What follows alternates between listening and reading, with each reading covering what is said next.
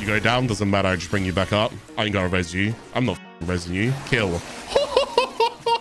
Okay, do you know what? Maybe... All right, let's bring you over here. All right, let's see what you can do.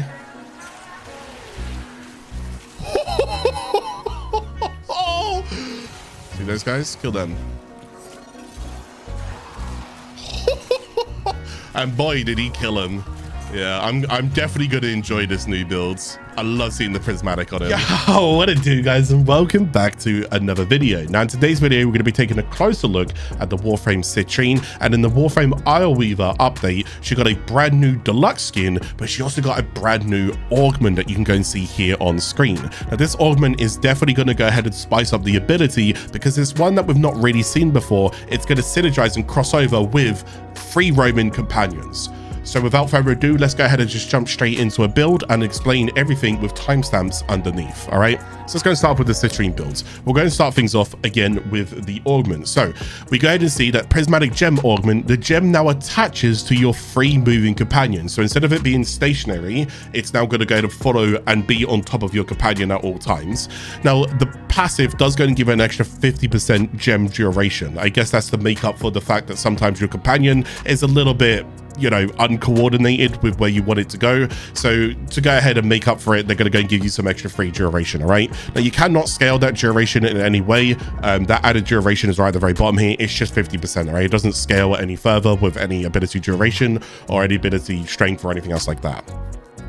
So from there onwards, because we're going to be focusing for the companion, let's go and talk about a few things that we have within the kit and a few things to go and bring things together.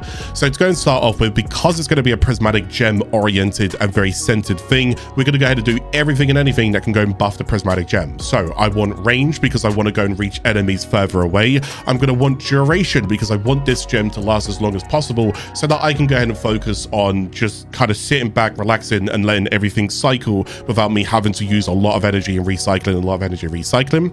And then furthermore, I also want to go and have some strength going and get overall more damage from that and more damage from other things. It does go ahead and say that deploy a gem that shoots prismatic beams. The gem targets enemies that are taking weapon damage from Citrine and her allies. Its beam inflict heat, cold, toxin and electric status effects. The status chance and status duration are increased for nearby allies. Now do go and keep in mind that that is very, very important. That basically means that we do want to be doing some kind of damage and some kind of capacity, and a way that we can do that is by essentially using Fractured Blast as well. So I'll be using her one quite often, not only because it will be helping the gem go ahead and target onto those enemies that I'm hitting with my one, because I'm not really doing damage with this, but when those enemies do die, I also go and get a chance for health orb drops and energy orb drops. So my health and my energy is going to go ahead and be covered pretty easy with equilibriums inside this build. I know I don't have an equilibrium on screen right now on my build, but I do have an equilibrium in a Violet Archon Shard, which we'll get to in a moment. But yes,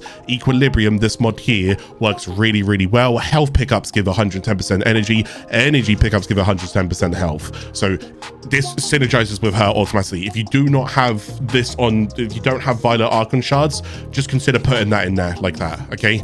Do go ahead and slot that in. That covers all your energy returns. Now just go ahead and hit every enemy with a one, and hopefully you get the RNG for your health and energy orb drops. So from there onwards, now what we want to go and do is have a little look at all of these Archon mods that I've got in there, and let me go ahead and talk about them and the ones that are more important. So since Prismatic does go ahead and do Toxin, and because there's an ability, what we can go do is get the Archon Continuity. Not only does Archon Continuity go ahead and give me ability duration, which is the same as the ability duration that you get from here, Prime Continuity, but it also says abilities that inflict Toxin status effect will also apply a corrosive status effect as well. Essentially, that's just going to be like armor stripping that enemy a little bit, which is definitely going to be nice. It's free at the end of the day, why not? As I'm applying more toxins, I'm applying more corrosives. Ideally, over a escalated amount of time, the enemy's getting weaker and weaker and weaker with more and more dots being applied and less armor being on them. Basically, they're going to be armor stripped. Forgive me my starter in today. It's been a long day for me, so I apologize for all the stuns. From there onwards, what we can also go and do, since it's going to be doing electric as well, we can go and use the Archon stretch. But like how I did say, I do want range on this build. I want to make sure that Prismatic gem can reach enemies from a good distance. But since this is the similar one towards stretch, so again, if you don't have the Archon stretch, it's okay, you could just use stretch.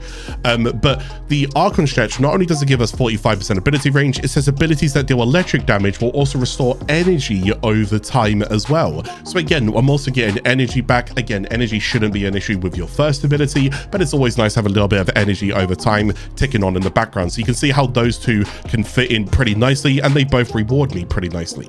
From there onwards, the Archon Vitality, it's also, the Prismatic gem is also doing heat. Archon Vitality also gives me health, which is good because I do want to go and have some form of survival, which is going to help my second ability, which we'll get to in a moment. But it says status effects from abilities that deal heat damage will now be applied twice. So instead of doing one heat proc, and so it'll be like 1, 2, 3, 4, like as you're applying heat procs, it'll now be 2, 4, 6, 8. Does that make sense? So you're always applying a free extra heat proc every time you apply a heat proc. So you won't see 1, 2, 3, 4, 5, 6. You'll see 2, 4, 6. Sorry, 2, 4, 6, 8, 10. You get the idea. All right, so that's also going to be nice as well. Overall, just generating more damage. And then finally, we got the Archon Flow. Now, I will go ahead and echo this as much as I possibly can. You do not need to take this one. The odds of you seeing it is very, very slim. So you do not need to take it. The odds of you seeing it is very, very slim. But if you have room for it, you can chuck it in. All right. It is not a necessity to the build. These ones are actually a lot nicer because they make sense with the gem. This one requires enemies to be killed by cold abilities have a 10% chance to drop an energy orb with a 10-second cooldown. So 10% chance to be killed by cold. So first of all, it's got to die to cold, which you'll see in this build how quick it nukes, and you'll be like, yeah, it's not dying to cold. So that's number one. Then it's a 10% chance when it does die to cold, and then when it does die to cold, it then goes on the cooldown for 10 seconds. It's, you know, just if you want energy, just go and run this. So you do not feel like you need to go and put that in. If you do have a prime flow, you can go ahead and just pop that in there. That's completely fine. It's less drain, but again, I've got loads of free capacity, so I have no problem just putting that in on the 1 in 1 million chance that it does happen to go ahead and proc. Okay, so we've covered like a lot of what's going on here so far. Now, as for the strength, I'm going to be putting blind rage in here. I don't mind hurting my efficiency. Again, I can get lots of energy orbs and health orbs, and with an equilibrium conversion, I will be fine. So this is my choice of strength mods. And then I've got the overextended, which does actually hurt my strength, but it gives me the most amount of range that I can possibly get from a range mod as well. But that range being hurt, I can basically go ahead and mitigate by basically using an arcane, which we'll get to in a moment. From there onwards, since I'm going to be relatively exposed, there's two ways that I'm going to have survival here. So the first way is essentially going to be shield gating. I can go and use Brief Respite. Brief Respite here basically states that on ability cast, any ability that I'm doing, squad converts 150% of energy spent on that ability will now be converted to shields. So you can go ahead and get some shields back every time you're cycling abilities. Now, as you could imagine, since I'm going to be having little to no energy issues, I can spam my 1, 2 or whatever as many times as I want to, and I can get some basically shield gating returns back. So every time my shields completely deplete, I can go and press 1, I can go get some shields back again. So I'm basically going to be invulnerable so long as I'm juggling my shield gating returns as long as I can. Now, but the second way that you can go ahead and do this as well is you can go ahead and run a secondary Fortifier Arcane, which also synergizes really well with the build, which I'll get to in a moment as well. All right, so go ahead and keep that in mind. So shield gating or essentially overguards is your choices, but it's going to require a secondary weapon. Now, Prime Sure-Footed is because she doesn't have any form of immunity, not that I was aware of. If I've oversighted this, I apologize, but not that I'm aware of she has any form of immunity. So I don't really want to be knocked down. Again, I'm like an assistant to my companion. I want to make sure that I'm always active and make sure that I'm not going to be like pushed back or knocked back or whatever. I want to make sure that I'm okay. So this is going to be good defensively. If you don't want to go ahead and run this, you can go ahead and run things, or if you don't have this, Sure-Footed is there's a much lower version of this at 60%, or you can go ahead and run your traditionals, things like Power Drift, which is a 30% threshold, but it also gives you ability strength, or you can go ahead and run the Cutter Drift to go and get even more range if you want to. If you don't want to run any of those, the Preparation is also a good mod to go ahead and slot in there. Whenever you go and start the mission, you don't need to worry about energy. But then again, it's not entirely needed on Citrine, because as long as I can cast this once, odds are I'm going to sort myself out for energy and get the ball rolling. All right. So anyways, we've got a Primal Fluid. Now, you will see another mod in here and be like, okay, well, what's going on? Where are we going with all of this? We now got the Mecha Pulse. Mecha Set is basically going to go ahead and do, and we'll read the bottom part here. It states, companion marks a target every 30 seconds for 9 seconds. Yes, that makes sense. Companion marks a target every 30 seconds for 9 seconds. Now, if you kill that target, it applies their status effects to all enemies within 22.5 meters. So if I could put lots of statuses on that enemy, when that enemy dies, it's now going to spread those statuses onto other nearby enemies, which is really, really good. That's just going to help our overall kind of spreading and nuking and deleting, right? Now, the more of these mecha mods that you have, the more that scales. So if I show you here really quickly, there is another mecha mod that you can go and use as an aura. So if I put that in, now it's every 15 seconds for 12 seconds, right? But then I don't have any form of survival, any form of defense. I'd really have to rely on secondary Fortifier. This is a good kind of backup in case my overguard drops or my secondary Fortifier disappears. I still have this that can keep me alive as well. All right. So go ahead and keep that in mind. But yes, this is going to be towards your companion, which you'll go and see my build in a moment, because there's a lot to go ahead and take in. Now, the other thing of survival as well, and what I was going to go and talk about, was the Preserving Shell. Preserving Shell basically gives you a damage reduction whenever you go ahead and kills and assists towards enemies. That damage reduction, I believe, caps out at 90%. So I think 90% is the highest that you can go and get. And although 90% does sound like an awful lot, it's not a tremendous amount. If I was to rely purely just on the damage reduction and just the damage reduction alone, I will not be able to scale very far into Steel Path missions, EDAs, ETAs, so forth. I'm kind of exposing myself a little bit. This is why shield gating is very, very good, because of the immunity that shield gating has. All right. So that's why the Archon Vitality can be nice to go ahead and pair with this for the extra little bit of DR to go and give you that little bit of extra survival if you do happen to, I don't know, maybe you could take like a Toxin proc or something like that. You get the idea. I feel like I'm rambling, forgive me. So from here onwards, what we're going to go ahead and do is we're going to go and talk about our Subsume of choice. Now, when it comes towards the companion's going to be doing a lot of damage, like a lot of dots. And ideally, Raw would be like the go-to, right? Let's go ahead and whack Rhino's Raw in here, because it's doing lots of dot. We could double dip the dot. We can go and kill loads of enemies. Well, I was a little bit bored about that, and I didn't want to go and give you guys another Raw setup. What I will go and give you is Master Summons. And I can't believe I'm going to go and say how effective this is, because my god, is it effective. Not only, because you see, when I put the gem on the companion, and if the companion moves away and I need the companion to be on top of me, I can now resummon the companion at my side. But anytime the companion dies, I can instantly bring the companion back into the fight. I've got no problem. So I don't really need a lot of survival. Normally you might go and run like pack leader or so forth, or find a way to protect your companion. You don't need to, just use Master Summon. The damage that it does is enough. You don't need a Rhino's Roar. So we'll go and get into that build just in a second. Let's go and talk about the Arcanes. So the Arcanes for the builds, I have basically catered both of them to strength. I just want to go ahead and get a lot more strength out of my builds. I've got the Mo augmented. Whenever I go ahead and kill, I go and get ability strength. At 250 stacks, I go and get 60% ability strength. That mitigates the deficit that I got from ability strength here.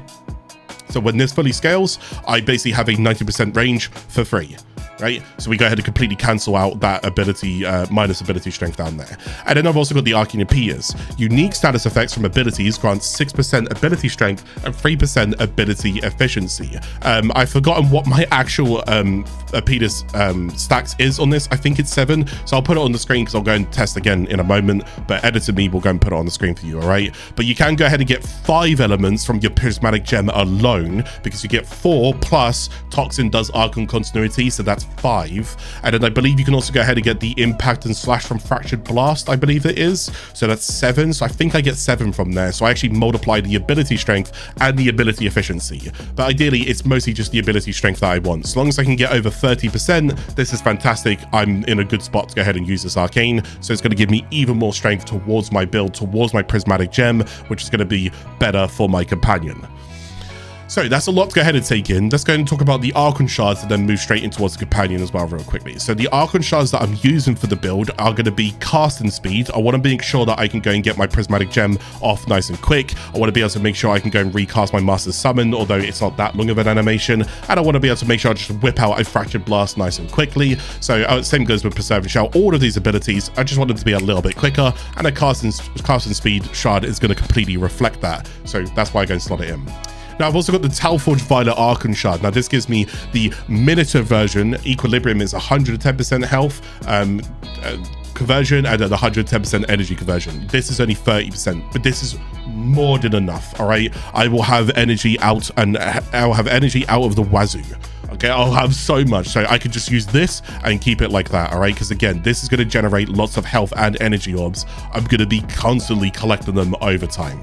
And then finally, the last 3 that I have is the Talforge Crimson Archon Shards for ability duration. That's going to help my overall quality of life. If you don't want to go and use these ones, you can go and use the ability strength. I will go and put some alternatives on screen there. You can use any of these, but the ability strength will also just go and give you more overall damage for your gem as well if you want to. But keep in mind, my gem's kind of there to somewhat assist the companion and also help the companion on its journey of spreading statuses with the mecha set involved and so forth and so forth as well, right? But you can go ability strength if you want to. So let's go ahead and jump quite forwards towards the companion. Now, I will go ahead and tell you this real quickly. You can use quite a few different companions. If you want to go and use the hounds, they also work here as well. But I want to show you why I use Kubros, not Kavats, not hounds, not mothers. I want to use Kubros because it synergizes with my weapons, which I'll show you in a moment. So I'm going to be using the Pharaoh Predacite. Okay, let's go ahead and get the build up on the screen here. Now, the Pharaoh Predacite, basically, its unique ability that it has here is called Anabolic Pollination. It releases a cloud of spores that persist for 10 seconds, increasing toxin damage by 100% for 15 seconds. Here's the thing with this one. I do so much damage, I don't even need this either. So the only reason why I wouldn't want to run this is because the KPM gets slowed down. It has like an animation where it kind of shakes like this for a moment. Forgive me for shimmying on the screen, but it kind of shakes, and during that time, it could be attacking. So once every 15 seconds, it's going to go ahead and basically do this shake. If you don't want it to do that shake, and if you want it to always have uptime attacking, just remove this and don't put any abilities on it. This is like basically putting an ability on your Warframe, if you will, but this is an ability on your companion. So you don't actually need any of the abilities. You don't need volatile, you don't need those. I have used them. I'm not a fan of the volatile because the maggot is very inconsistent whether or not it latches onto enemies, but the viral's nice, but the maggot's inconsistent whether it's latching, and the endoparasitic is kind of nice, but again, the animation I just don't really care too much about. So I'm going to go and take the toxin damage for this because this is going to be a toxin contagious build setup. So we now go with Contagious Bond, all right? It says whenever your companion kills an enemy afflicted with a status effect, 50% of the status effect spreads to other enemies within 9 meters. This is going to allow us to go ahead and spread lots of different things. I'm already spreading whatever's going on with my mecha set. I'm already spreading whatever's going to now go on with my Prismatic Gem as well. We're going to be killing, spreading, and essentially that's going to cause like a really quick like nuke effect. You're going to see that in some gameplay footage in a little bit later. So we're going to be running that. Now, also, if we do go and kill any Eximus units, it also grants us 120% bonus of a random elemental damage to your companion as well. So there can be some other elements that we can go ahead and get in here. Sometimes you might see magnetics, sometimes you might see virals, corrosives, blasts, whatever. They might go ahead and get a random element that can also be topped up with whatever your companion's doing plus your Prismatic Gem is doing, which is really, really nice as well. More elements, the better. Let's go ahead and just spread loads and just nuke lots of different things. Now, I've also got the mecha recharge in here, which is going to give me shield recharge, which is just nice for a little bit of survival for the companion. But again, if it does die, I can resummon it like that.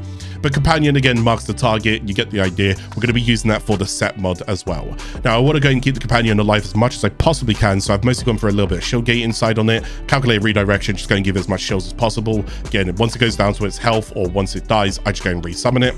Fetch, obviously self-explanatory. I shouldn't need to go and explain that. Go ahead and collect my loot for me. This is going to go ahead and find enemy and loot for me as well. And then we got these last three down here. So I'll go and start off with the synth deconstruct. Enemies injured by companions have a 25% chance to go and drop a health orb. This is going to help and synergize with the fact that I'm using an equilibrium anyways. So that's just going to be nice in general. All right. Then I've got Vicious Bonds. It basically states that whenever companion melee attacks, it will also go and strip 50% of the enemy armor. I'm also doing like corrosive anyways, but armor strip and corrosive procs are kind of counterintuitive to run together. But in this case and scenario, I'm not going to be fully armor stripping and I'm not going to be having fully 10 stacks of corrosive, or even if I did emeralds, I'm not going to have 14 stacks of corrosive. So ideally having, even if it was just like 3 or 4 of the corrosive plus the vicious, I can kind of get away with a little bit of both of them. You don't have to run it, but I'm just going to go and let you know. All right.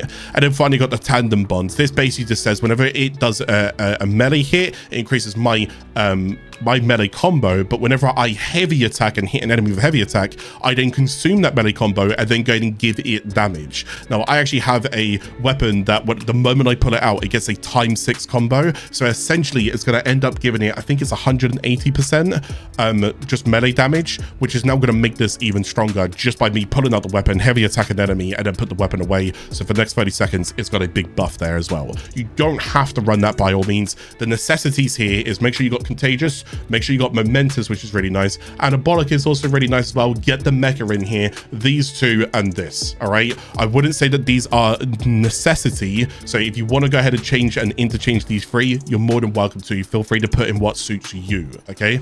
Now, as for the claws itself as well, I'm going to be using a stepsister claw build, the Sepsis claw build. So I'm going to be using Maul for overall damage, Bite for overall damage, Precision, the conditioning, any kind of physicals that it does is going to be converted straight away towards Slash, because this persistent posture actually does do impact damage, but we're going to convert that impact damage straight over towards Slash as well. So that's going to be fine for me. Persistence really good because it means that the companion will pick a target and hit that target over and over and over again, which is great for accumulating and building up stacks to then hopefully let that enemy die, then spread those stacks to other enemies to let them die and spread. Get the idea? Like a domino effect. Then what I'm going to go and do is run the Sepsis in here. This basically says any kind of elementals that I'm basically running on this build is going to be converted into toxin. So it doesn't matter which kind of elements I put in here. In this case, I've just got toxin, but if I put more and more elements in here, maybe I wanted the combination of viral and I put that on, it doesn't matter. I can't get viral. I can only get toxin because of this mod converting everything to toxin. Plus it gets a 330% toxin increase. And if you guys know toxin as an element, toxin's damage, the poison proc, scales off toxin mods. So the more toxin mods that you've got, the more that dot is going to dot basically. And then it also gets status chance, which again is a bit of a no-brainer, right? So you might be thinking, and you might go and take a second, if you didn't see already, I'll go and avert your eyes over towards it. Well, not avert, I'll direct your eyes towards it. I have 107% critical chance, and I have 410% status chance with an 8x critical multiplier. Let's read. Okay, so Hunter Synergy, 30% primary weapon critical chance added to companion. That means whatever primary weapon I'm using, 30% of the critical chance that I've got on that is going to be transferred over to this. So my primary weapon is quite important because primary weapon status chance is also added to the companion as well, 60% of that. And again, it's also a mecha mod, which is great because I need that mecha set put in. So you might be thinking, well, hang on a second, that's a lot to go and take in. Now that I've done that build, hopefully I've explained all of that. Again, you could use and interchange any other companion that you want to. Let's now go backwards a little bit. Let's go and talk about my primary weapon, which is going to be my choice here. It's going to be Paris Prime Incarnate. Why Paris Prime Incarnate? Well, Incarnate weapons can go ahead and give you these different like little evolutions that you can go ahead and get here, which is really cool. But what this one can go ahead and give me is a 60% base status chance increase. What did I just say about the you know, things coming across from primary weapon, the mecha overdrive, the hunter synergy, all of that stuff. So this is going to be really, really good to go transfer across. Not only that, and why did Paris? Because when I go on this build here, you can also go and see that this will also give me 90% status chance from a Paris Prime mod. Just from two things alone, the Incarnate and this mod that are specifically for Paris, I've got 150% status chance. Let's go a little bit further, shall we? 60% status chance, 60% status chance, 60% status chance, 60% status chance, 90% status chance, 80% status chance. As you can see, that would bring this up to 480% status chance. I'm not shooting with this weapon. I don't care about using this weapon. It is a stat stick to buff my companion. Get the idea? Now you can see why my companion has an awful lot of status chance. But the critical chance, where's that coming from? Now I've got critical delay, which is 200%. And I also have a Riven that I rolled 80 times, but currently the best that I've got is 256% on the critical chance on there. Ideally, if you do get a Riven here, you want to roll it for critical chance and status chance with a negative. Doesn't matter what negative you get here. I know it's going to be a bit scary. Even if you had like, I don't know, minus damage, I think it would actually just be fine because it doesn't take that across. So you can take any negative, but the negative can't be minus status chance and it can't be minus critical chance. All right. And you want to roll for critical chance and status chance. And since the disposition of the Riven's really high, you can get some really big rolls out of this. All right. Which is really, really nice. So that's what I'm going to be using there to go and buff my companion.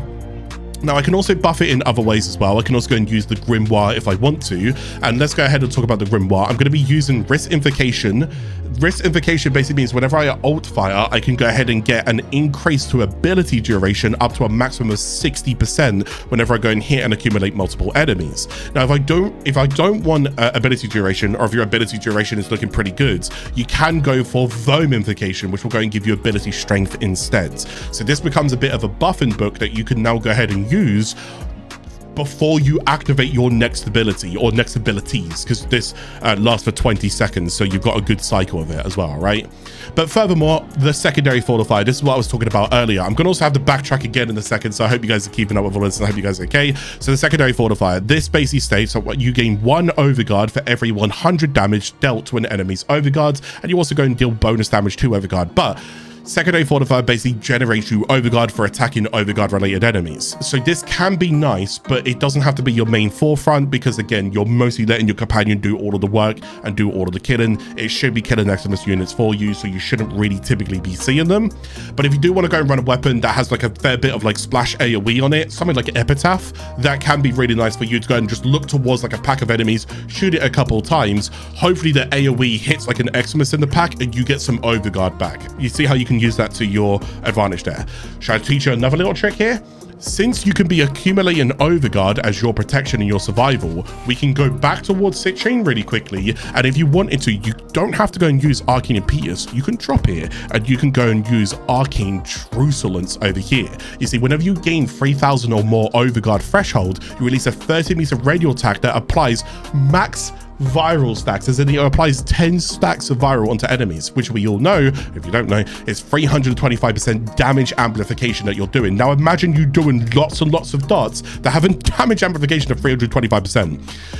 Enemies are dying. All right, and that can synergize if you run it with the secondary fortifier. But since that's not my primary insight, it's not the main thing that I'm focusing on, you can see why I don't have it on my build. But I wanted to go and show you that you can go ahead and do that little intertwined crossover mesh there. It's going to give you some extra synergy for survival and utility to help your companion nuke for offensive.